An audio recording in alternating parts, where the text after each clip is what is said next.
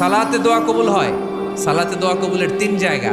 একটা হচ্ছে তাকবীরে তাহরিমার পরে আমরা সানা পড়ি না, আমরা তো একটা পড়ি, আল্লাহর হাবিব সুন্নাহ এবং নফল নামাজে আরো পড়তেন সানা, ওই দোয়া কবুল হয়। দুই নম্বর জায়গা সালাতে সেজদায় পড়ে দোয়া করলে কবুল হয়। আকরাবু মা ইয়াকুনুল আবদু মির রাব্বিহি ওয়া হুয়া সাজিদ ফাকসিরু ফীহি দুআ। বান্দা যখন সেজদায় লুটিয়ে পড়ে বান্দা আল্লাহর সবচেয়ে কাছে চলে যায়। তা কিন্তু বিশ্বনবী বলে সেজদাটা তোমার রবের কুদরতি পায়ের উপরে পড়েছে। সেজদায় পড়ে দোয়া করেন। সালাম ফিরানোর আগে বিশ্বনবী দোয়া করতেন, লা ইউসাল্লিমান্না আহাদুকুম হাত্তা ইয়াতাআওয়াযা মিন আরবা'a।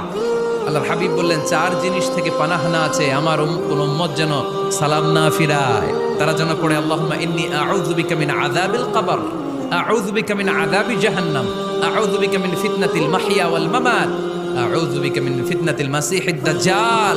আল্লাহ কবরের আযাব থেকে বাঁচাও, আল্লাহ জাহান্নামের আগুন থেকে বাঁচাও, আল্লাহ জীবন মর